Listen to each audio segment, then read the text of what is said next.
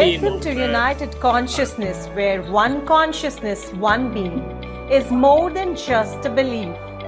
It's a movement, a global initiative that unites us all in the pursuit of peace, spiritual wisdom, and universal happiness. It's a global mission that's touching life across continents. If you have ever felt the need for connection, spiritual guidance, or just a sense of belonging, you are in the right place. Welcome to United Consciousness. United Consciousness is not just an organization. It's a living, breathing community dedicated to enhance the holistic well-being of over 3 lakh individuals worldwide. Our mission is simple yet profound. One consciousness, one being. We believe that by connecting with our higher selves and each other, we can live lives filled with purpose, meaning, and fulfillment. Together, we are building a global community that shares this vision, helping each other unlock our full potential. With the presence in over 100 countries, United Consciousness is here to help you thrive in this complex world. So why wait? Join us on this transformative journey. Let's create a world where peace and happiness are not just a distant ideal, but a tangible reality we can all experience here and now.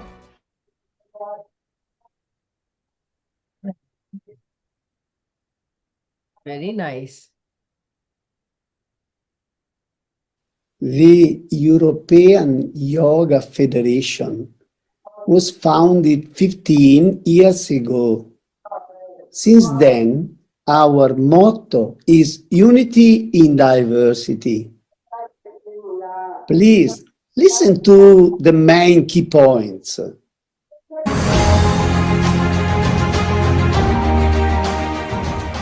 Connect, bringing together European yoga teachers and establishing delegates and representatives for each country, considering the social differences in various countries and support the needs, equality regardless of gender, origin, sexual orientation, social class and religion, overcoming dogmatism, fundamentalism to promote universal understanding.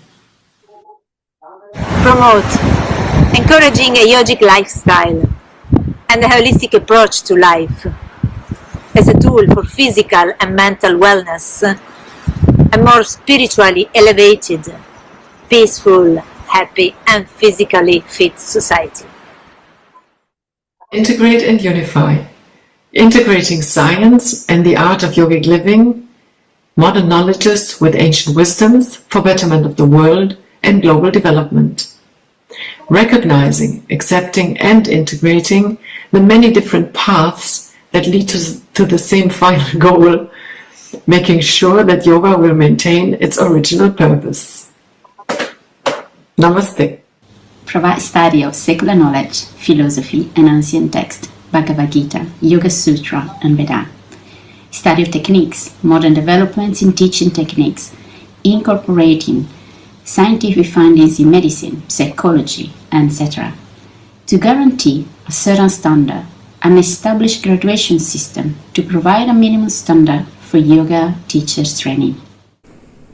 The European Yoga Federation wants to gather everyone who wants to be operative toward the good direction of love and diffusion of a discipline like yoga that's taught to all of us the way to peace.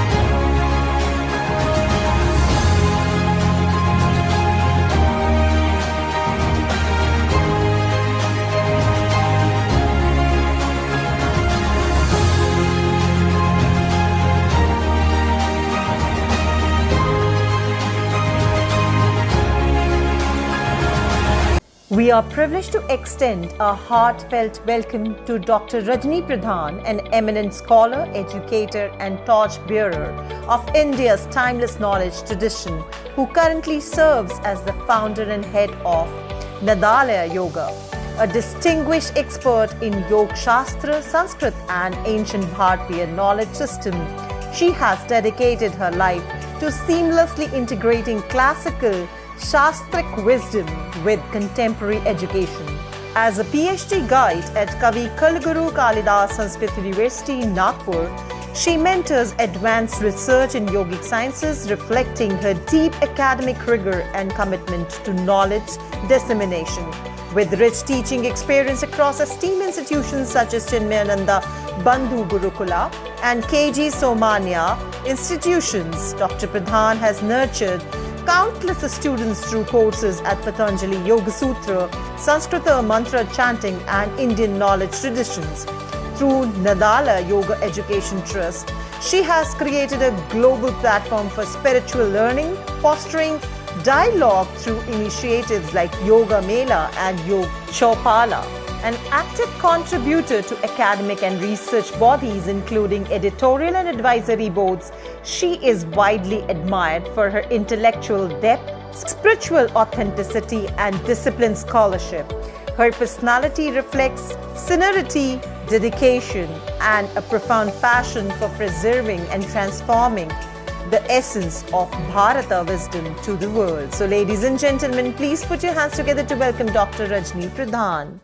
We are delighted to warmly welcome Ms. Baatartsogt, an inspiring global yoga leader and a president of Mongolian Yoga Federation, whose visionary leadership has significantly elevated the practice and awareness of yoga across Mongolia. As a dedicated practitioner and certified yoga teacher with over 500 hours of advanced training, she has been instrumental in promoting structured yoga education, professional training, and holistic well-being in her country. Under her dynamic guidance, the Federation has expanded its global footprint through active participation in international conferences, cultural exchanges, and collaborations, including meaningful engagement with esteemed institutions like the Morarji Desai National Institute of Yoga, India. Her efforts have fostered strong international partnership and knowledge-sharing initiatives and strengthening cross-cultural dialogue in yoga and wellness. Renowned for her compassionate leadership, global outlook, and commitment to youth and community development, she beautifully embodies the spirit of balance, harmony, and unity. She stands as a true ambassador of yoga, inspiring a culture of wellness and collective consciousness on both national and global platforms. So, ladies and gentlemen, please put your hands together to welcome Ms. Baatartsogt. I am pleasured to welcome and introduce Ms. Daniela Laudani. She is a Hatha Yoga teacher with extensive experience in various locations including Rome, Bratislava, Budapest, and Prague. She studied Zen meditation with Sri Lankan community and studied Ashtanga Yoga and Yoga therapy in India. She has also studied with famous teachers such as Philippa Ashley, Jadranko Miklec, Janet Stone, Amy Laundrie, Antonio Nuzzo, Billy Van Lisbeth, and Andre Riel. She also studied yoga adjustments with Mark Stevens in Prague and other famous teachers. She has also studied yoga and Ayrurveda links in Kerala, Rishikesh, Amritsar, South Africa, Sydney, and Cagliari.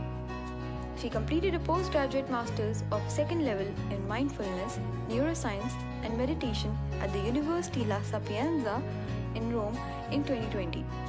She has held workshops on yoga for back pain, assisted asanas, couples, and vata management. She has also translated books and translated articles on yoga techniques for local use in Italy and India. So please put your hands together to welcome Ms. Daniela Laudani.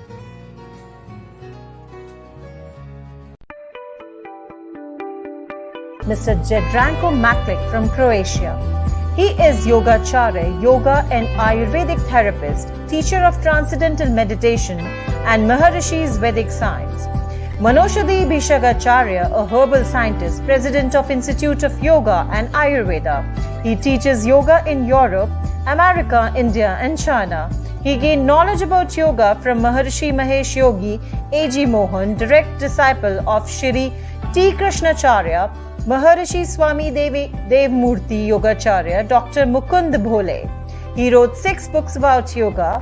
Also, he has experience with the application of yoga and Ayurveda to sports, tennis, football, driver, judo, volleyball, etc. For teaching yoga, Jadranko is cooperating with Maharishi Academy for Vedashiv Craft, Morarji Desai National Institute of Yoga, India, Bharatiya Vidyapeeth Deemed University, European Yoga Federation, and World Movement for Yoga and Ayurveda. Jadranko-ji, Yes, I wish you all the best to all and very success with this round table that are all the time diffusing, spread Indian culture, principles of this culture, fantastic.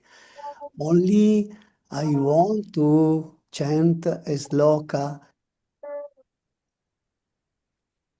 Asato ma sat gamaya, tamaso ma jyotir gamaya, mrityurmamritam gamaya, loka samasta sukhino bhavantu, sarve ginana sukhino bhavantu. Om Shanti, Shanti, Shanti. Om. Thank you.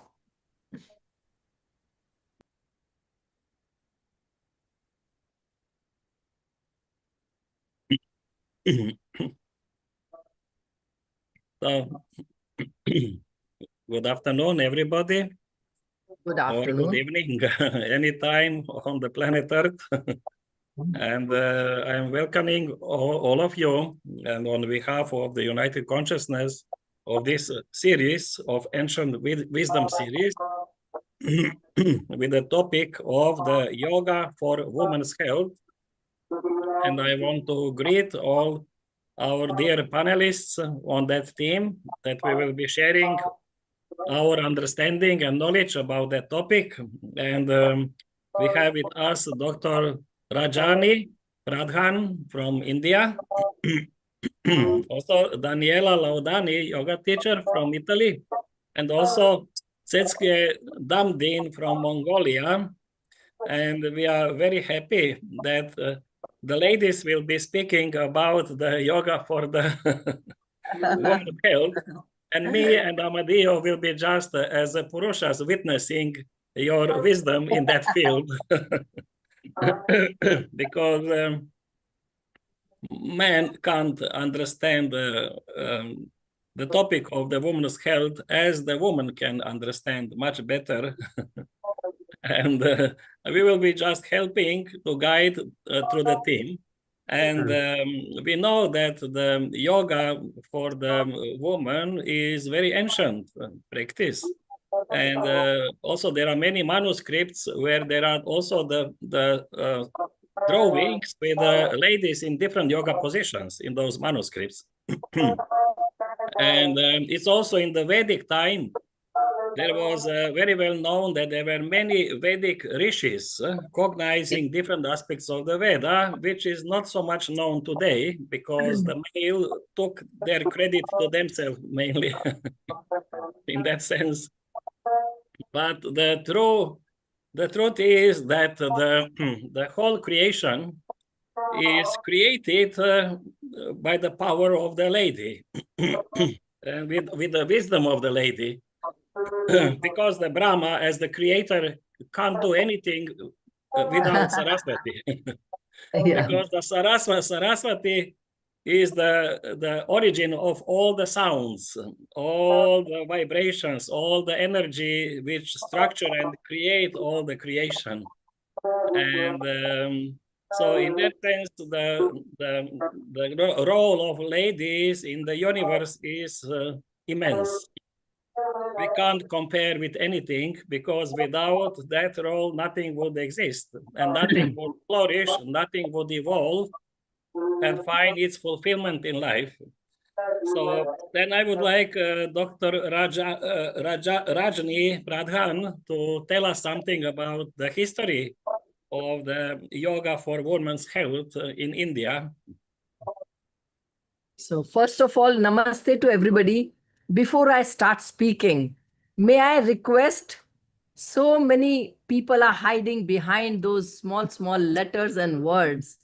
We see such wonderful, beautiful people over here, but only 5 of the cameras are on. Whoever can put the camera on, please put the camera on so that we see your beautiful face over here. All right, so I have been asked to talk about yoga in ancient times and women in yoga. So I begin, Om Sri Guru Charana Saroj Raja Nij Man Mukur Sudhar Barnau Raghubar Bimal Jasu Jodayak Phalachar Buddhihin Tanu Janike Sumiro Pavan Kumar Bal Buddhi Vidya Dehu Mohi Harahu Kales Bikar Siyavar Ramchand Ki Jai. Namaste to one and all. I come from Bharat, known as India. And India, Bharat, has been the land of saints and sages. Thousands and lakhs of years ago, there have been saints and sages who brought about the knowledge into the light. Knowledge has always been there, and that knowledge is called Veda. So all the knowledge is always there, but we need somebody to enlighten us. So saints and sages, in the depths of their meditation, they realize things and then convey to all of us. Before we get into health for women, the basic question we have to ask is, Kimartham kriyate kriya? For what are we doing whatever we are doing? We must know that we are human beings, and we have got this human body, and it is a rare thing to get. We believe there are 84 lakh yoniya, 84 species, after which we get this yoni, this human body. And they say, Bade bhag manus tanu pava sur durlabh sad granthani gava. Sri Ram Jai Ram Jaya Jaya Rama. It's a very rare good fortune that we have got a human body. And human body is the rarest of the rare, because even the gods above, they want to have a human body so that they can do their purushartha and get out of this cycle of punarapi jananam, punarapi maranam, punarapi janani jatare shayanam. Again and again we take birth, we die, we take birth, we die. We go on in this cycle of birth and death and birth and death. We have to get out of it. How do we get out of that? Is by making effort in this human body. A cat and dog cannot, a worm cannot make effort and get out of this cycle of the birth and death. So, kimartham kriyate kriya. Why are we doing whatever we are doing? Now come to women. In human, man and woman, there is no question which body is superior. Though there are men around, but a human body, and that too a female human body, is capable of recreation. In any species, the female body recreates. Of course, the bija, the seed comes from the man, and then the woman in her womb takes that load of creating. She is the creator, she is the Prakriti aspect. Okay, so human body, why human body? Jantu nam nara janma durlabham, it is said in Viveka Chudamani. Okay, let's come to the saints, female saints. There's Gargi. Gargi was in the royal what do you call the darbar? What do you call darbar in English? Okay, in the kingdom of Janaka, and she was called as Brahmavadini, the one who was having the knowledge of Brahma, the reality. Then there was Maitreyi, wife of Yagyavalkya. Then there's Lopamudra, Saint Agastya's wife, and she herself was a great saint. Then there was Ghosha, Sulabha, and very recently we have Mirabai. Have you heard of Mirabai? Eri mein to prem divani mero darad na jaane koi. Right now my throat is not well, so okay, so Mirabai was one of the yogini. In fact, she was from Dwapara Yuga.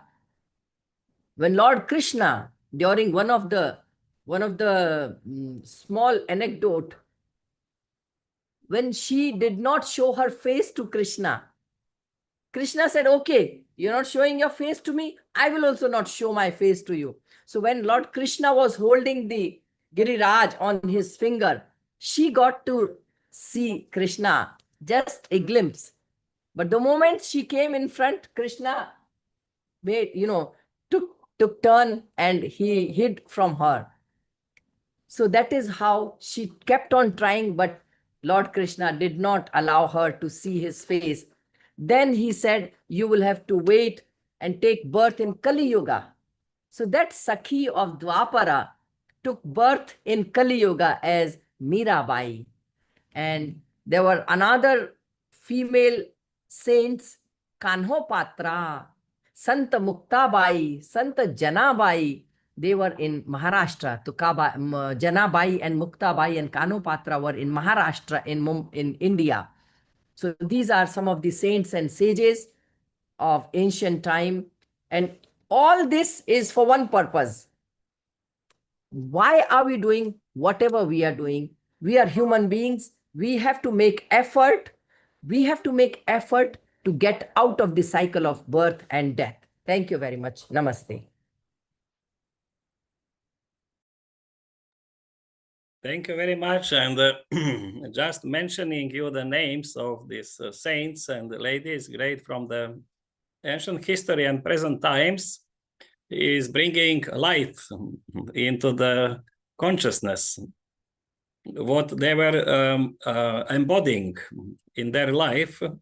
And also, just I would like to remember the Sri Ananda Mohima, the great saint, and also I had the opportunity to meet some of those saint ladies like Mother Mira few times already, and also Amma, Sri Amma, and so there is many great saint ladies, which are very authentic, sending and giving that message of that warmth of the heart, which is the motherly quality, which loves, and the love is the main quality of that lady principle, which is unifying and holding everything in its heart, and then everything is nourished from the heart of those lady saints.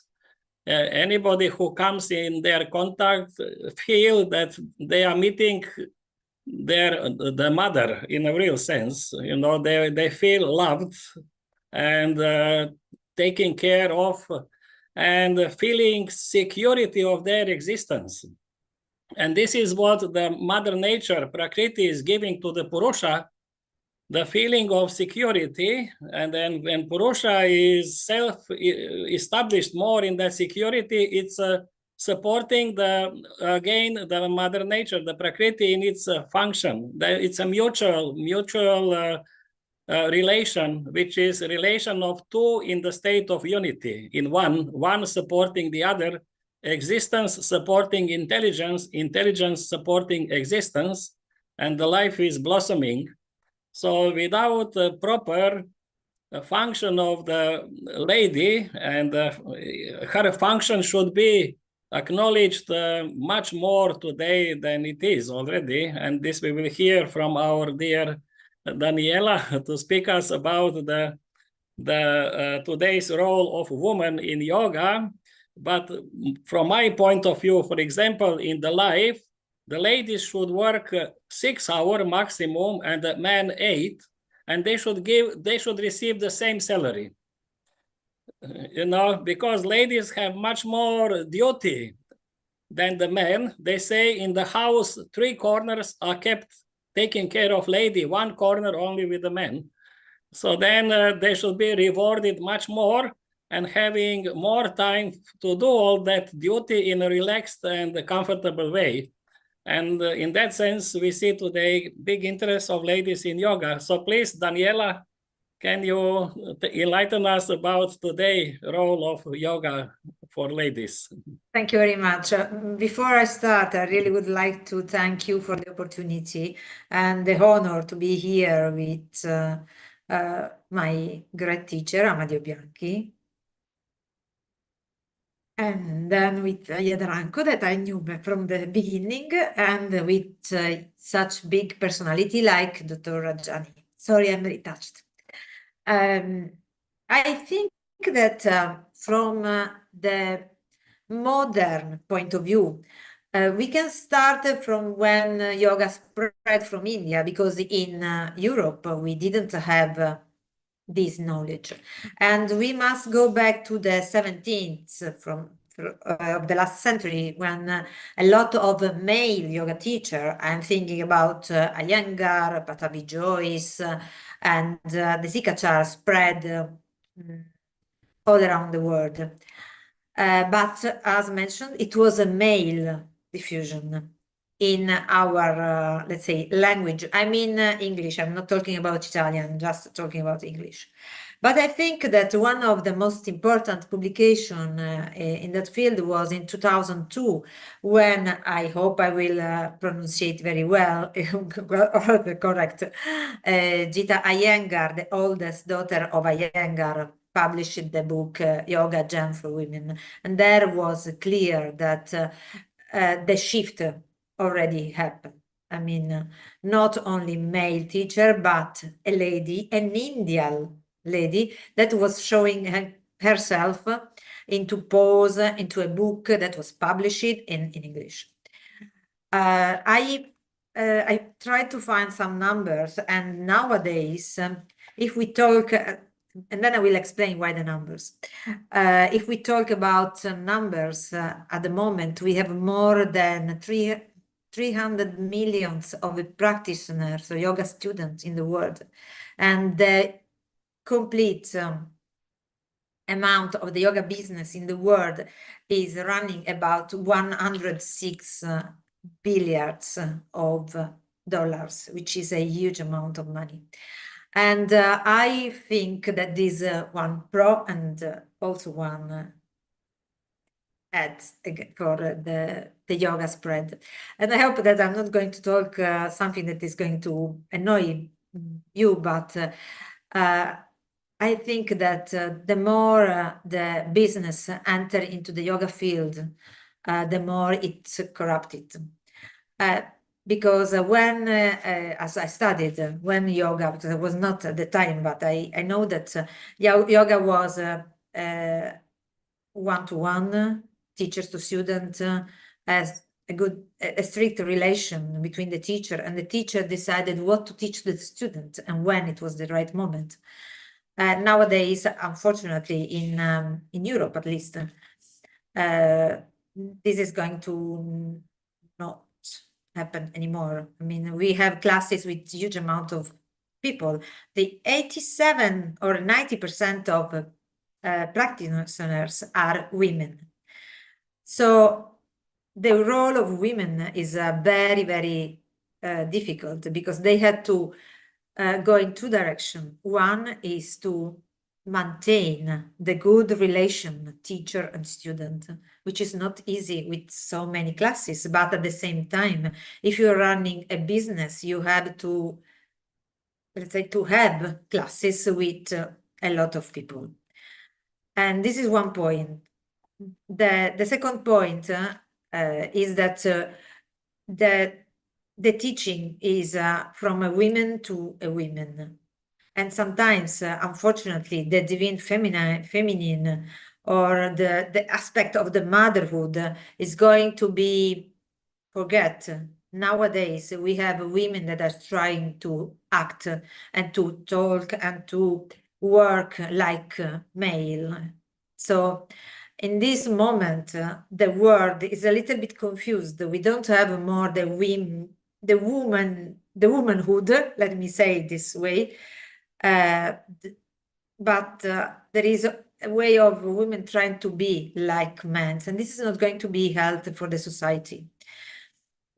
So we have, at the moment, at least I'm talking about Europe, a huge amount of yoga teachers that are women. The most of the students are women as well. And the goal is to try to reestablish the role of femininity or the womanhood in our life, which means, as Jadranko mentioned before, not to run, not to forget that we have a family, that we are taking care of children, that we have to take care of the house like a safe place, full of peace and not to rush. And this role is going to be the same on the yoga mat. I always say during my lesson that yoga is not only what you do on the mat, but yoga is what you do on the mat and you take back home. Otherwise, we are not practicing. We are just doing only gymnastic, which is something that are very male. We do, we work, we perform. But I think that the role of the women in yoga is to teach how to be, and to be what you are really, not what the society wants you to be. I think my time runs. Thank you very much, Daniela. And you gave me to think, and I would like to correct my statement that the ladies which teach yoga should need to be paid by the society proper salary, like she is working 8 hours, like the man is receiving salary for 8-hour work, and then she should work only 4 hours to have, and those ladies which don't teach yoga, they work 6 hours. But those which teach yoga should be, the lady need to have stable existence. Because no fear for existence. Because if fear comes for existence, then creativity is restricted. And the nature of lady is creativity, creative intelligence, expressing life in all variety and nourishing the life with that creativity. So then I think the yoga teacher, lady yoga teacher, should have a kind of employment permanent as a yoga teacher from the government, from the society, to ensure her that she can do very good quality of the teaching of yoga, because then we can keep quantity and quality on the good level. Otherwise, putting everything on the burden of the ladies to find out how they will organize their yoga center, their clients, their income and everything, and then from day to day living in insecure condition, then it is stress and strain, and then this is not ensuring good quality.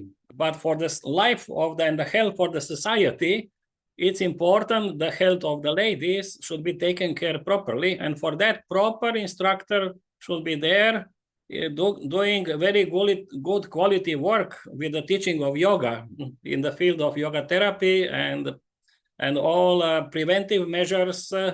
Yoga is researched until today, especially with so many benefits. Thousands and thousands of the scientific research is made already. And we have now recently from the World Health Organization recognition of yoga as Ayrurveda also one of the main approaches of traditional medicine, parallel with the modern medicine. And also many doctors now recommend to their patients freely that they should practice yoga along with their allopathic treatment, what they receive from the official medicine. So, and for that to follow up that trend in the modern time, there is a need to think from the responsible people in the society how to ensure the ladies, because as you said, most of the ladies are there undergoing the practice, so that the proper taking care should be about the instructors of yoga. And then I think will be fulfilling for the yoga teachers, ladies, and for their clients, and this will be the basis for the peace on the planet Earth. Because so thank you very much. Totally and now, agree with you. Yes. Now I would like to ask Mrs. Tu and Tsetsgee Damdin from Mongolia to tell us something related to this, what we were speaking about, the women's health risk factors, which are today, and how can yoga help to that? Because we know that ladies are more refined in their structure of nervous system and perception and everything. That's why they are able to be more creative, but then they are more easily exposed to the stress. So then how to help them? Thank you. So thank you for inviting me. So I might tell something very different thing from you guys, because from Mongolia, we're almost the last country of a nomadic culture. So the nomadic culture is like not in a stable or like settlemental lifestyle. We move places to places. That's the difference and then very unique of nomadic lifestyle. So the Mongolia is suffering quite a lot of stress problem because of last only 30 years, we've been starting to live in the city. So all the nomadic culture is turning into a settlemental lifestyle, which is quite new for us. So that is why it's like a very much stress for our society and our whole population in Ulaanbaatar, which is our central city. All the trafficking, all the air pollution and the soil pollution is such a big impact for our health. So because this is very new for us, it's a very new disease for every woman and every child. So that because basically that after the communist time that in Mongolia, that expressing emotion is almost a forbidden thing for a woman. It's not a thing to allow to express. It's not a right thing. So we have this culture. So that is why like a lot of women have such a deep stress because of this new lifestyle. And then people starting to like suffering so much of problem after democracy, because after communism, we, shifting to the democratic lifestyle, which is totally new thing. A lot of people like unemployed and everything is having quite a hard time to sustain their life. The woman mainly work it. Men, a lot of started to drinking problem and stayed at home. So a lot of pressure is on the lady, and then they just work so hard for the family, and then they develop with so much of hormonal and physical diseases on themselves. And there's no allowance for ladies to speak, because this is what you have to do. This is the duty in our culture. So nowadays, and after 2000, and then yoga started to come into our life, and then we are kind of understanding to taking care of ourselves is okay. It's something you can do it for yourself. You can also tell how you feel is also allowed in your family situation is okay. So and then yoga, when the yoga started to come into life in our life, women started to understanding their emotion and their body and their like system works. And then we started to teaching all the ladies emotion and the physical body is really connected, that actually affect each other, and which actually enlighten a lot of ladies. It's very new aspect for them. So that is why when the yoga came, we started developing yoni yoga. So yoni yoga is like starting to exposing all the fear, anger, guilt, emotion from wherever, from your kundalini path and from your chakras. And then that helped a lot of ladies and then starting to accepting themselves and then releasing all the tension. So very like bad news is like Mongolian is the cancer for the Mongolian ladies starting very high, 6,000 to 7,000. Cancer is like diagnosed very late because it's like all the stress and everything is compressed down for too long time, and then there's nothing we can help. So luckily that last 20 years that young kids, young ladies, and also the middle-aged ladies started to practice yoga, which actually starting to heal them emotionally, which actually helps them to maintain that hormonal balance is quite well balanced. So which actually prevented quite a lot of problem for the ladies before it's too late.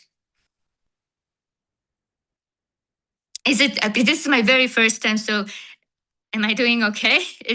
Have I answered? Have I answered it correctly? Yes, absolutely. And you gave a beautiful perspective of the life in Mongolia and how the change and adaptation to change can cause a lot of stress. Yes, it's because that's why we need to make our mind and body more flexible to be able to adjust to the new circumstances and a new way of life, new ideas, new structure of society. Then it's less stress. When we increase our adaptability quality, and this is through the practice of yoga, we are developing that value in our mind and the body. So then naturally will be less stress and more easy to adapt for the new generations, especially to the new life conditions. And this is the main aim of yoga, that we can feel at home anywhere. We go any continent, we feel at home there, not only with the climate condition, but also with the culture, with the way of life, with the religious beliefs, with everything. We feel we are at home everywhere. You know, I remember once I was many years working with Maharishi Mahesh Yogi for 40 years. And then I used to spend time with him, and then I used to tell him, Maharishi, now I want to go home. I have some obligations. And then he looked at me and he said, home? Your home is everywhere. So then it became clear to me that we are the children of the universe, basically, and our planet is our home, and we should feel at home wherever we go. So, but that slowly develops through the practice of yoga, broadening broadening our knowledge about ourselves. That we are not just limited to certain culture, certain way of life of anything. That this is just one little part we are taking role at the moment, but we have potential. We have potential to be much more, and yoga is developing our potential to that, and then it will reduce the level of stress. But thank you so much. You gave beautiful perspective to all of us. We are not so much we don't know much about life in Mongolia, the way of life, and how the nomadic way of life has had its own very long tradition, and also kind of giving security to the people, which from our perspective, they are always looking to stay on one place, you know, but to move all the time and feel secure in that way, it's more natural. Because with the change, we must be changed to maintain stability. We must be the change within the change. Then we are stable. We can't be static. And then the change is happening around us. So like this, also the people living in your area should continue that kind of, you know, not now living just on one, they should move here, there, go any free time, you know, changing place and moving across Mongolia, enjoying the nature. And this will then help to that transition.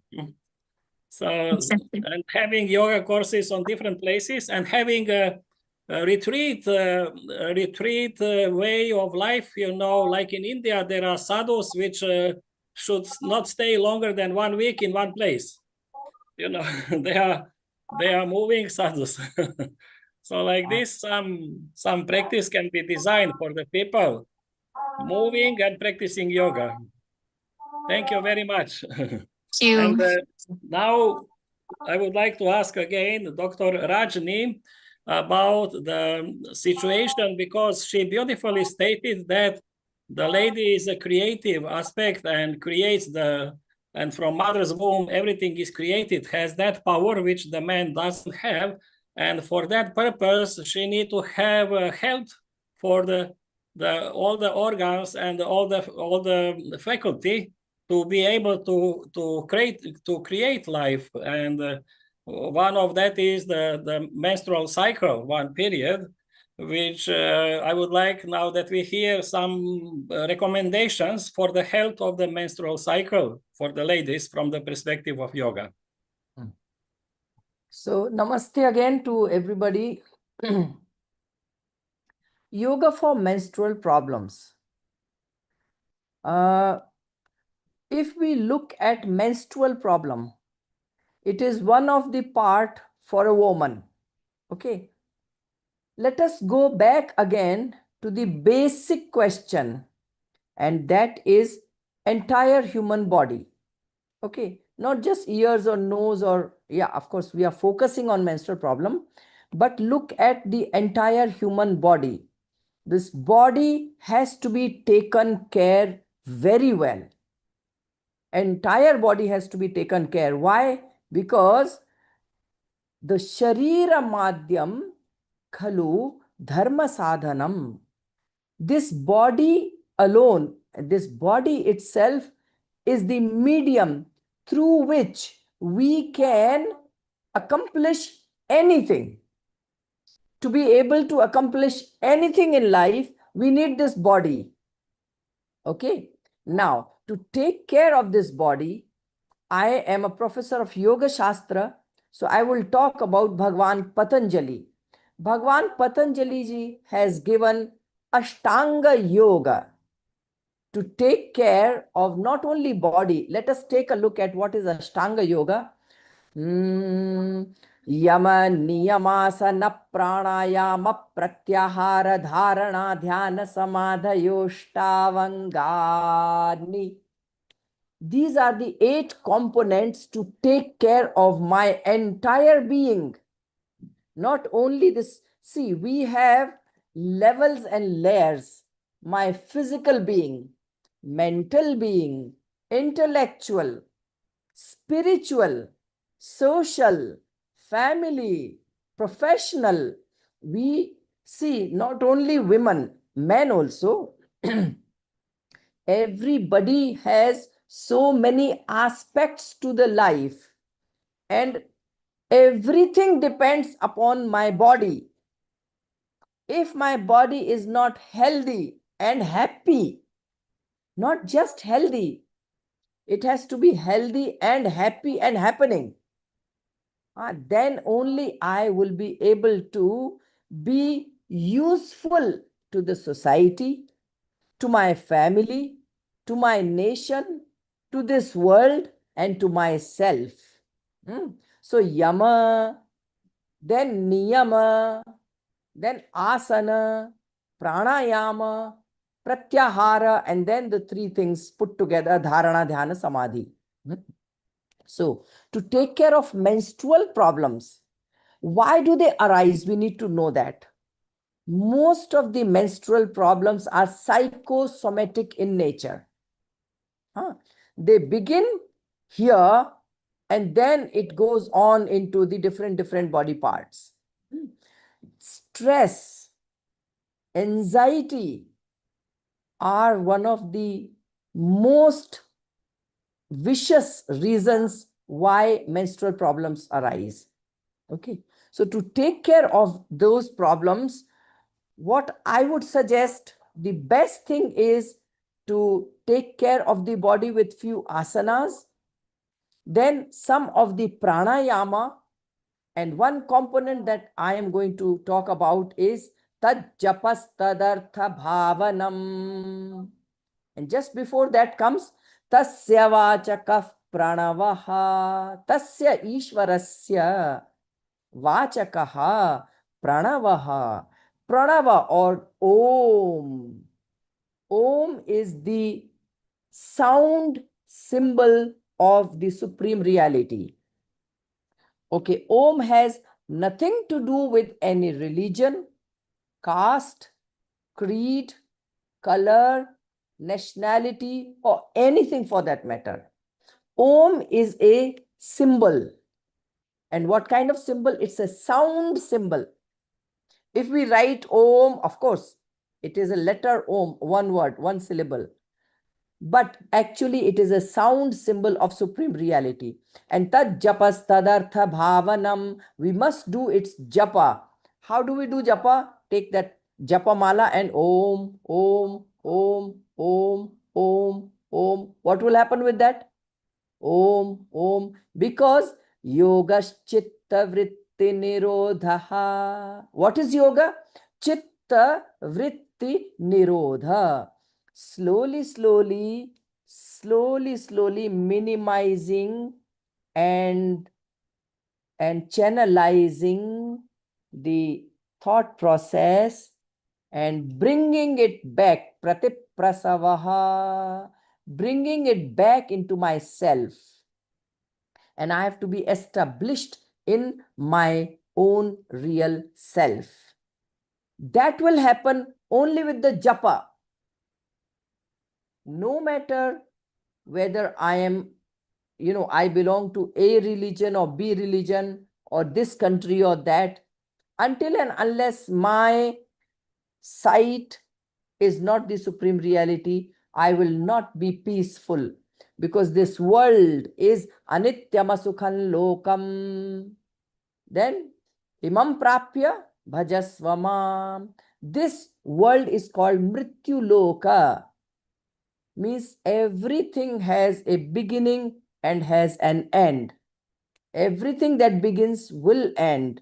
So what do? I am caught up in this whole world. I have to get rid of everything by connecting with the thing which is not impermanent, which is permanent. And what is that? That is only one and only supreme reality. Okay. For me, it can be Lord Krishna or Lord Rama or Lord Hanuman or Devi Saraswati or Durga Ma, or for somebody it can be Gautam Buddha or whatever, whoever, whatever. I'm not going to name different deities or anything like that. But there is some supreme reality where we connect. And wherever I connect, I have to keep connected. And Vitaraga Vishayam Va Chittam. That is one of the Yoga Sutra.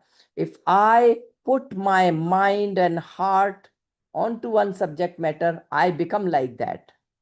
So what do I want? I want to become, I want to become a perishable thing or a non-perishable supreme reality.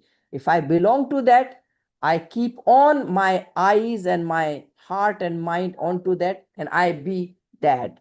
So menstrual problems have to be handled as a big, huge thing for women, and all menstrual problems begin with stress and anxiety. If we can tackle that, we will be able to get rid of all the menstrual problems with the help of some of the yogic practices. The best practice is japa.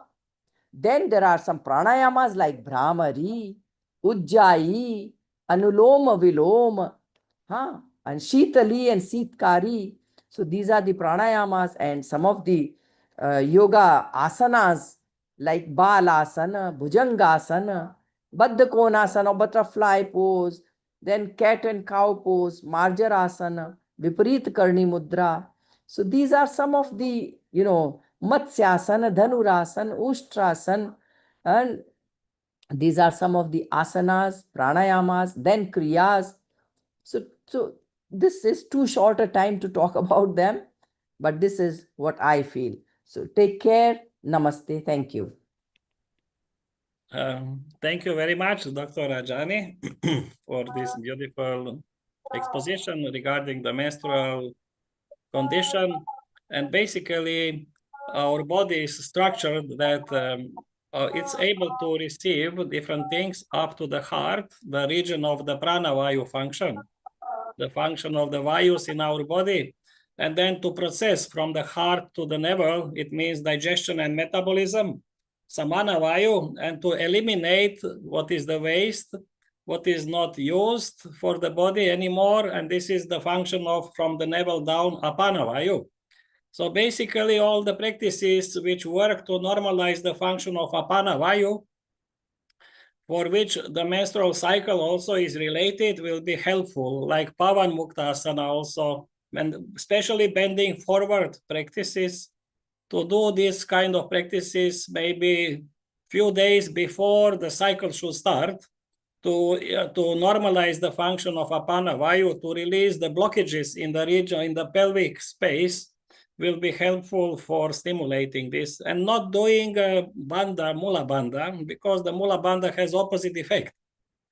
So in that case, also, as you mentioned, some pranayamas and some mantras, and also I heard one very beautiful mantra, Shri Som Somaya Namaha, stimulating the flow of soma, to nourish the lady's physiology also. And so thank you very much for such advices. And now I would like to ask Daniela to tell us about the prenatal yoga, prenatal yoga, because this is another aspect of the specific for the ladies, not for the men.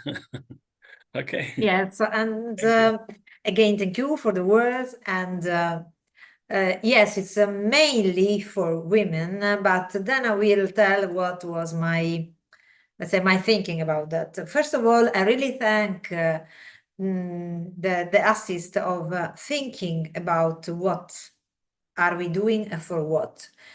I do not have a lot of pregnancy yoga, because in Italy the growth factor is almost zero, so we have very few ladies that are pregnant. But I would like to tell the story of two of my students. That will be the example of how I manage it. I had a student, she was very flexible, she was practicing a lot, and one day she came and she told me, "Hi, I'm pregnant."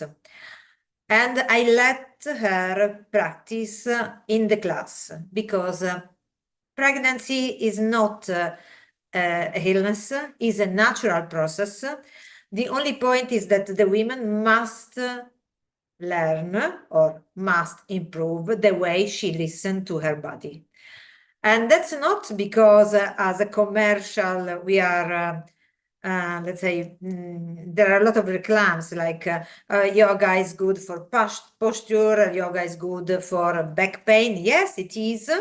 Yoga improves sleep. Yes, it happens, but it's a question of energies. A woman that has a baby that is creating life. So it's a question of how she is able to manage the energy of that creation.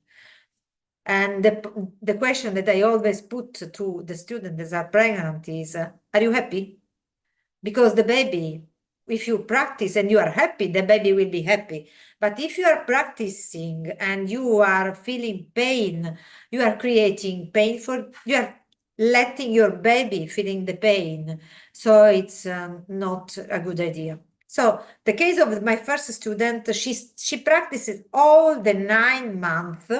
One day she was at the yoga lesson and I thought, oh my God, the baby's going to born here, because she was really huge. The baby born very calm, and I was really surprised because of course, all the poses were modified. I was sure that she was able to do something, but mainly in the last 3 months, All the poses were with a chair, with cushions, of course, not lying on the back because of Nevena Cava. So a lot of attention for her. And the baby, when was almost 1 month old, was recognizing my voice, because during yoga nidra, the baby was used to the voice. And surprise, when she's a girl, she's lovely. And one day I went to their house for dinner, and the girl was playing with yoga cards. And I asked the mother, why is she playing with yoga cards? And the mother said, because she loves yoga. She never practiced it like baby, but probably she remembered or she felt this during the pregnancies. So this is one example, okay? And then I had another case. A lady came to the class, and she was at the end of the 3rd month, and she was suffering from sciatica. And I asked if she had experience of yoga before, and she said that no, that she was doing gym and weight in the gym, very strong, something like Sparta training, something very hard. And I said, are you happy with yoga practice? Because yoga practice is going to slow you down. I'm not going to push your activity, mainly because during the 2nd trimester of pregnancies, during the 1st is not very good for a lady to start yoga practice. But during the 2nd trimester, they can start, but with the intention of going slower and slower. But this is normal, going back to the energy, because if the body of the mother needs energy to build another body, they need calm and rest, not rush, not to run. And this lady said that she wanted to try. So she tried. And she wanted all the time, every lesson, to push, to perform, to be strong, I said her to make slower or make it more simple. And she tried always to do stronger and stronger. And at the end, she had such a big pain that she was not able to proceed. And the 3rd trimester was not able to perform the breathing exercises that are the most important part of let's say, the last 3 months of pregnancies. Breathing in order to be able to give birth in a natural and not traumatic way. And now back, and then I will finish, but now back to the point of it's only for women. I'm not sure, because with some of my students that are pregnant, during the last month or last 2 months, I ask also the father to come to the class. If they can, it's for free. So they don't have to pay because they have a lot of expenses, but it's good if the father start breathing with the mother, because sometimes they go at the hospital together. This can be good. And then at the end, the baby is done by 2 of them. And I think, coming back to the energy, that yoga is helping, yes, with posture, but also with pranayama, but also with telling the truth, also with being authentic. And the father and the mother has to start together this new adventure. It's not only a question of the mother. So I think that yes, mother is the most involved person in this process, but it's a question of harmonizing the energy in the family. And this is a female role, I think. I hope I don't cross the time that I had. Thank you.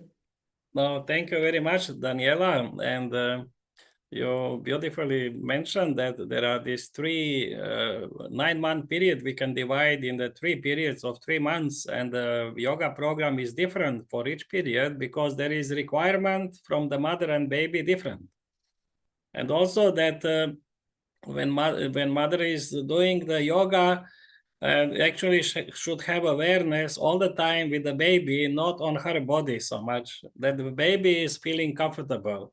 Whatever she is doing, that the baby is doing yoga with the help of the mother in the mother's womb. And then the baby taking positions which are very comfortable for the baby and enjoying, getting more nourishment. So in that sense, no upside down positions. And this is very important because this is dangerous for the pregnancy. And so thank you very much for such beautiful advices, and especially the husband being with the mother together during the delivery, during the birth, because then he can assist reminding the mother to breathe and relax in breathing while these contractions are happening, and then having less pain experience during the delivery. And for that, proper training is good for both to go through that with some pranayama. Thank you so much. Now I would like to ask our dear Damdin Ji from Mongolia to tell us something about after the birth, maybe some program, and also especially the menopause regarding the menstrual cycles, the menopause, and maybe a few words about the postnatal program. But specifically more about menopause period. Very glad to answer. So during my practice, when we teaching just a normal yoga, hatha yoga, or yoni yoga, there's a lot of ladies came over their 60s, under 50s. They all gone through menopause. So menopause is the same thing as a delivering child or having a birth is a natural cycle. Menopause is one of the natural cycle as well. So of course, there's a lot of hormonal changes happen to the ladies, and then it's quite stressful to maintain their body becoming a very different than their younger age. The hot flash and the mood swinging, and then they're like the bone is having a little bit osteoporosis, and then their muscle is getting decreased and starting to have like a gain some weight. It actually made all the ladies to feel themselves not beautiful or not helpful, not active, and also like not cherished enough afterwards. They just feel like they're just useless afterwards. So they came for help, our yoga society seeking for help and some care from us. So what we have to do is like we mainly work with the mind, basically the pranayama, ujjayi breath, and also like having a like yogic breath to first of all to make them understand and allowing themselves to accept who they are. Yes, they have gone through changes, but they have to cherish themselves as they are. So a lot of ladies is after they practicing yoga and also doing a little bit of asana, and then of course they like started like blood flow is getting started better, and then their physical changes started. They like after this like practice, they feel much better. But and then we also like to talk with them in privately as telling them that philosophy of yoga, because that the universe best creation is the woman, and then we actually that the most beautiful creation of all. So and then through the changes you're still beautiful, through the changes you're still very important. So and then they want to use a lot of like materialistic stuff to fulfill themselves, to make them happy again. So we teach them to have to feel full and content without any materialistic stuff. And then we show and we starting to guide them to be happy and acceptive to your body and your figure very first. So and then of course this breathing work and asana and through this like nidra and through this special therapies, yana yoga therapies, they feel much better. They feel much less anxiety and stressful, and afterwards, and then they can have the space to understand and take the whatever knowledge we are trying to deliver to them. So as through my practice, it is very important to combine this spiritual mindfulness and also asana and everything, combine it together through that. Ladies, in that way, a lot of improvement come to them. So very important thing is like sustain and keep practicing the yoga for them. And then afterwards, we have successfully built community for all the menopause ladies, and they are so much feel better all together because they've gone through a lot of changes all together, and which helped them to bond together and then become stronger together. Thank you very much.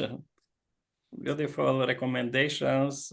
Also, from the point of view of Ayurveda, they say that period has tendency to create disbalance of the function of the Vata and Pitta. So also some recommendations from Ayurveda how to balance Vata and Pitta dosha is useful for that period. And now we have with us our dear doctor, Rajani, to tell us something more about the hormonal influence and the changings of this, the glands in their function and those changings in the hormones production, how they influence the health of the lady, and what to do, some practical suggestion to bring balance to that hormonal balance. Please, you open the microphone just. Oh, yes, sorry. Yeah. As I read, the subject matter now is hormonal balance and women's well-being. Okay. So, hormonal balance we have to bring about, and how we can do that by knowing why hormones are getting into imbalance. The moment I know why they are going haywire or getting into imbalance, nature actually has made everything to remain in balance. Then why imbalance happens? Because we have done something wrong. Human body is made for certain things, and by eating wrong things, by ahara, intaking in different forms, where what all are the things that go inside me. Okay, let's begin with the food and drinks. From this whole, whatever I eat and drink, I have to ask one question: is it going to do something wrong to my body? Now look at the pizza and the burger. All right. So once that is done, then through these two eyes, whatever I see, whatever I hear, smell, taste, and touch, everything that goes inside me, there has to be some kind of awareness, alert awareness, to know whatever I am taking, is it good for me? Is it bad for me? Is it poison for me? The problem with today's things are they are not poisons, they are slow poisons. They don't kill you instantly. If they were to kill me instantly, I wouldn't have it. But they show up 5 years down the line, 10 years down the line, and which organ in me they are going to affect, I also don't know. It can be kidney, it can be liver, it can be my stomach or pancreas or gallbladder, or God only knows. And for women, we are more gullible. A woman's body is more gullible for any damage, more than the man's body, because all of her organs are very soft, and they are soft target as well. Now, so once this thing is taken care, now I have to go to the headquarter. If there is order from the headquarter, see, when I have tattva jnana, the knowledge of reality. You know, every fat woman knows that deep fried food will put some more weight on her. But does that information stop her? Does it stop her from eating the fried foods? No, it doesn't. Because it's only an information. It has not become a knowledge. And more than knowledge, realization. Okay, I give you an example. If you are about to drink a glass of water and somebody quickly runs from a chair or something somewhere and tells you, don't drink that, don't drink that, then you will be suddenly taken aback. Why should I not drink that? There's poison in that water. Will you drink that water now? No. After knowing, we wouldn't. Okay, that is precisely. Now let us go to the headquarter. At the headquarter, at the brain centers and mind centers. Brain centers are physical centers in my brain, and mind centers are subtle centers. Okay, now my hormonal balance goes haywire because of the mind's function. I have to take care of my mind. If my mind is strong, I am strong, because most of the things are psychosomatic in nature. They say, Mana eva manushyanam karanam bandha mokshayoho. This mind alone is the cause of liberation and the cause of bondage. It depends upon me what I choose. So my mind is my best friend, and my mind can be my worst enemy if it goes against me. So all the hormonal imbalances, all the hormonal balances, they are managed from here. If I am mentally strong, that I can be by various yogic practices. To begin with, asanas, as our dear friend Daniela explained many wonderful practices. Our friend Damdin explained various situations under which a woman has to go through so many things. She has to cook. She has to clean. She has to wash. She has to buy. Keep on filling. Okay, whatever. She has to take care of the entire family. Please excuse my throat today. It's not in a good condition. Let me take a sip. So by these practices like asanas, pranayama, japa, will you please trust me if I say japa is the most important practice? You know what is japa? Repeated thinking of name or chanting the name. Om, Om, Om, Om, like that. So this is what I feel about hormonal balance and women well-being. Thank you very much. Thank you very much, Dr. Rajani. And you explained in the traditional way the modern approach of the psychoneuroendocrinoimmunology.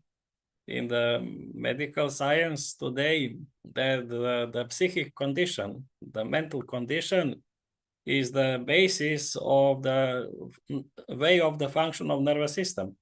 If we are under the fear, anger, kind of negative thinking, negative emotions, and dukkha, then this is disturbing the function of autonomous nervous system, and this disturbs the function of endocrine system and everything in the body, and the illness is the result. If we have a peaceful mind, if we have sukha and sattva in the mind, then automatically the autonomous nervous system will be in homeostasis, will function balanced, and the function of the hormonal or the glands will be in a balanced way, and the result is the health. Thank you very much for that. Now I would like to ask our dear Daniela to say something, few words about hormonal yoga by the lady Dina Rodriguez. I met her personally and exchanged with her some experience in that field. It's very popular among the ladies today, especially the period of menopause and how to keep the balance of the production of the hormones. And thank you. Daniela, please, a few words. Thank you. Yes, I go back to the beginning again. I think that the world nowadays is facing a readaptation of yoga for mainly for different uses. I strongly believe that the correct practice of traditional yoga, like was taught in India, is by itself a way of prevent the problems of menopause or dysfunction in endocrine glands. But I think that Dina Rodriguez made a good job in presenting it to a huge amount of women, because she was a yoga teacher, and she's also a psychologist and so on, and she realized that the students were affected by the diseases linked to menopause less than the other women. So she started to study that, and she put together a teacher training regarding that. The teacher training runs, I think, from 1992, and it's very popular in the world. I think there are some main points in Prague, teachers all around Europe. But it's a yoga practice. She realized that to improve the function of the glands, yogasana must be dynamic, and then practice of pranayama, and then yoga nidra, and I think at the end it's a yoga practice. But with the consciousness that it's for women. So it's like a big spread of yoga all around the world, which makes a good service to the yoga community. What I think is that menopause is not a illness. From my point of view, is just a change, and we have to move with the change. When I have students that come to the class and say, I have menopause, and I say, and what? You are not sick. There is yes, but I'm losing my hair, and I say, okay, just put some oil on your hair. Or I have hot flashes, and I say, no, you have to practice pranayama, you have to start breathing properly. So I think that everything is there. As I said at the beginning, yoga has a lot of tools. It's really an amazing way of living. I don't think that is a practice, it's a way of living. And if you live in that way, so menopause is not such a big problem. But come back to Dina Rodriguez. So she designed the practice that can be done with the teacher, but can be done also by the student by himself or herself, because then she added with I think the name is Claudio Nataloni is a man, and his wife is Dina's student. Also the hormonal yoga for men, which is mainly against diabetes. And there is a there are sequences that the student can perform, also for polycystic ovaries, also for premature menopause. Everything has been proved that in 3-4 months of practice will decrease of 100% of symptoms. But the biggest problem again is stress, because a woman, when start menopause, it begins, I'm getting old, I'm not going to be attractive no more. But there is also another side, which is you are going to get more time, your children are away from home, you have more time for you, you can start chanting, you can start study what maybe you didn't have time because you had children. Life doesn't stop because you are not able to give birth. You can do a lot of other things. And if we in yoga say that we are here and now, so let's live in the change. And the change can be also amazing.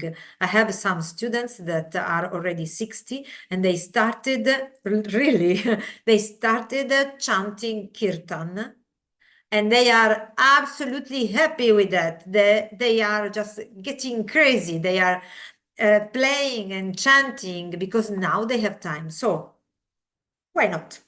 That's it. Thank you very much. Thank you. Thank you very much, Daniela. Beautifully.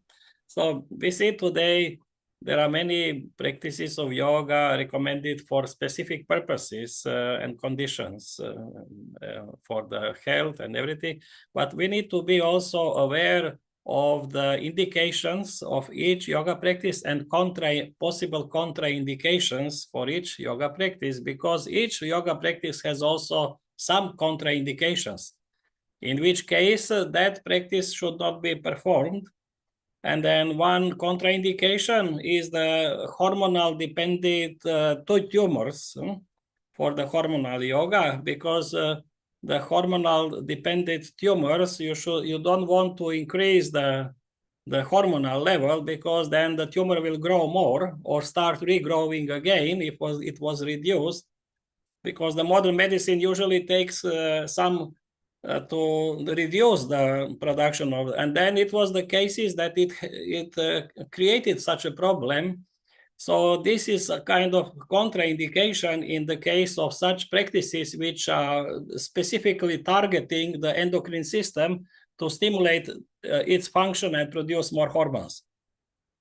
Now I would like to ask the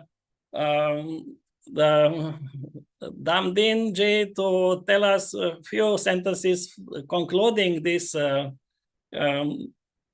perspective of the role of the women in yoga and how they contribute to better society life.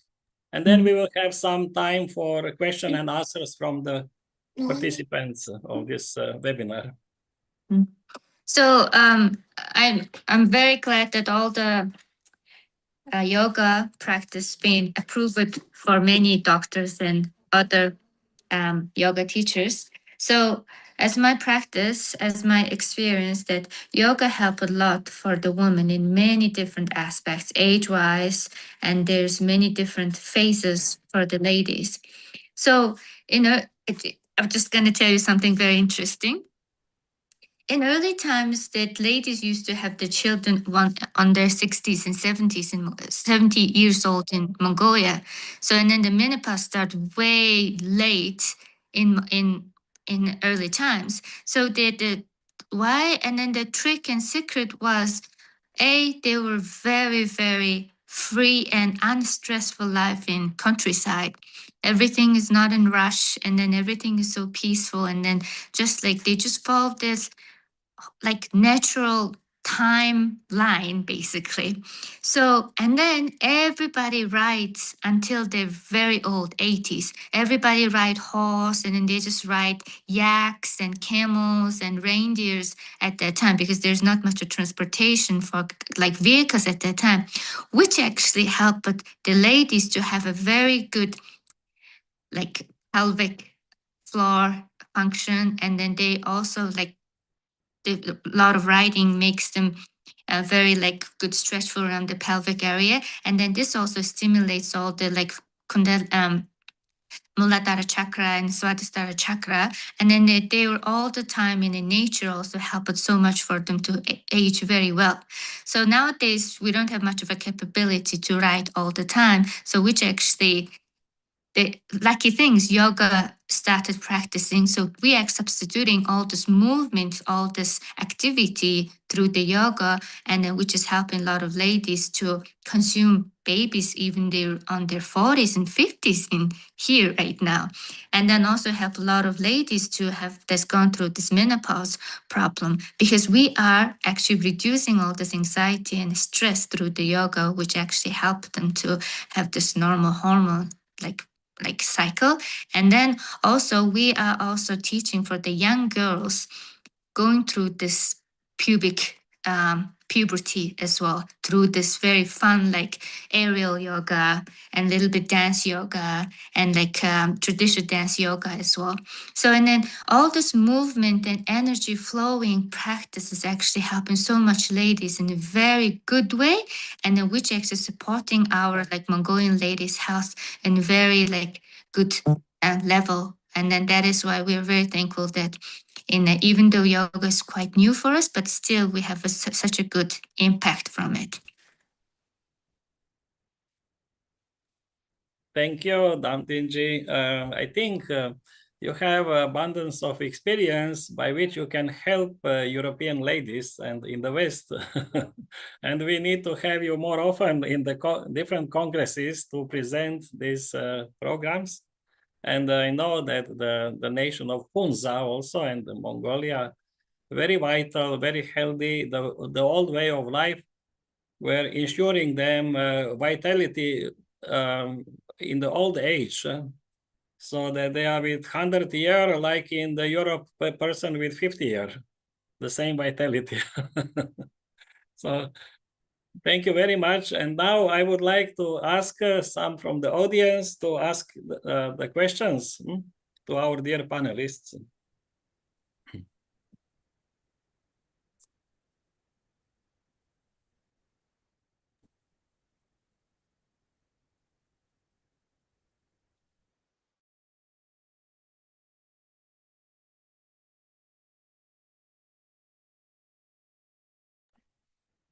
Yes. So did you heard me? It was on mute. So just to repeat again, I thank to Damdinji for her presentation, and then that many people will benefit their experience from Mongolia to prolong life. And for the ladies to be able to have children after their 50, 60. And now we would like to have some questions from the audience. It's good you can open your camera and speak directly your question instead of putting in the chat. It's better.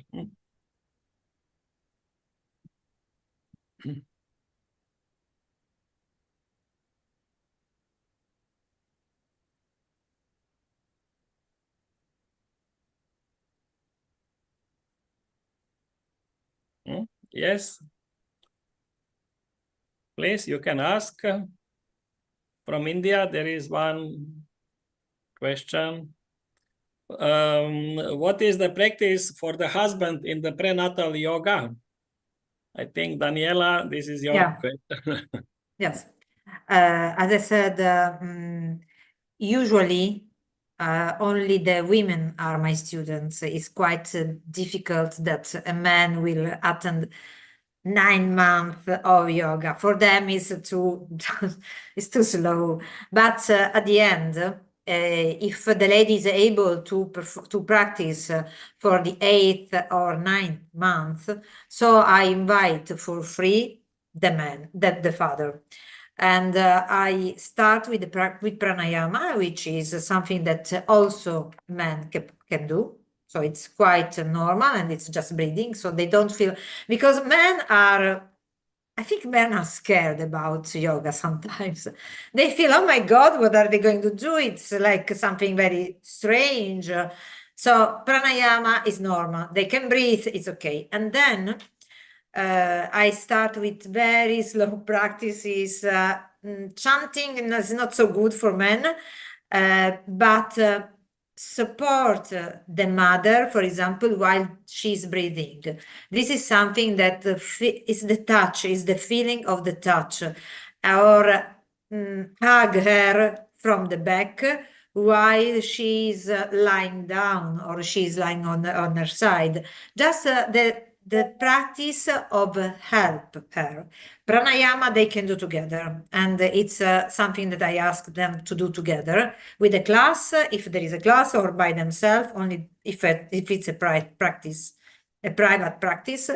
Mainly is pranayama, and then the way of make the women relax or make the women feeling like she's protected, not that she has to protect everything and everybody. So the lady should not be worried whether the husband will fall unconscious during delivery. Exactly. And I forgot to say something before when I was talking about hormonal yoga of Dina Rodriguez. One day I organized one meeting just because we are talking of men, even if it's yoga for women. I organized not like a dinner, just a meeting, a lesson, a common lesson with men and with the women of the hormonal classes and their husbands or their friends, if they were not married, I mean. And what was interesting was that we talked about the pelvic floor and the differences with aging, and some of them started talking of pelvic floor for the first time in their life. One student said, one man said, I didn't realize that I had something, a muscle down.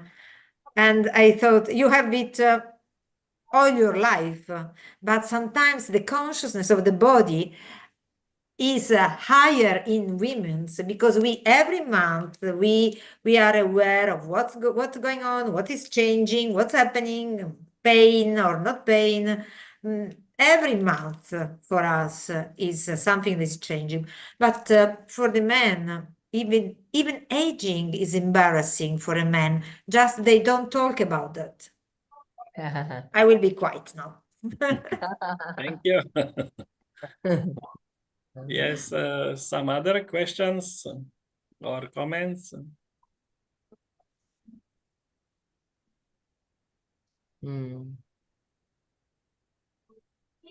Thank you for talking about these important topics.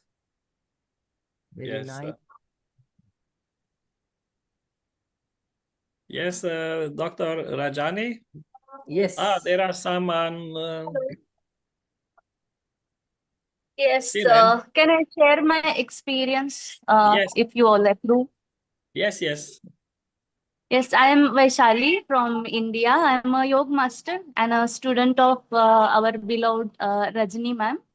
And I would like to, I would like to share my experience during pregnancy because I am practicing yoga since last 10 years. Yeah, this is my first baby.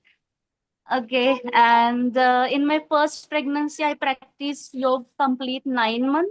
And even during second pregnancy, I practiced it diligently for 9 months. Both the pregnancies were very, very smooth and no health issues at all. And first of all, about the conception. Both times conception happened only in a single day, only after a first chance. Because it is like today I am not pregnant and tomorrow I am pregnant. Like conception was that simple and smooth. Then both of the babies are very healthy. Like first baby is 3.5-year-old, and since he has came out from the hospital on the third day of delivery, He has not got any like a problem, or I haven't taken him to the hospital again. Sorry. And about the recovery, like after first delivery, I continued my yoga practice, and in 1 year, I was able to do Mayurasana. So that physically capable I was, yes. And even today, I am continue practicing yoga, and it's been 3 months postpartum, like after second baby, and still I feel physically very fit. I'm not overweight. Like on the third day of delivery, I was just 1 kg overweight, and that is needed. Yeah, for the breastfeeding and all, we need some fat in the body. I was just 1 kg overweight. So just a second, give me a time. Thank you very much, Siren G. And this is, we couldn't think about better conclusion of this webinar than starting from the theoretical part about the yoga for women's health and ending with the practical results of in the most ideal way explained from your case about the benefit of yoga for the woman health. Thank you so much. And I think now we are already crossing our time, and I like to thank very much to our dear panelists for their wisdom, contribution to this topic, and all of you. And I'm happy to meet you next time with other topic in 1 month, and we continue our meetings. Thank you very much for everybody.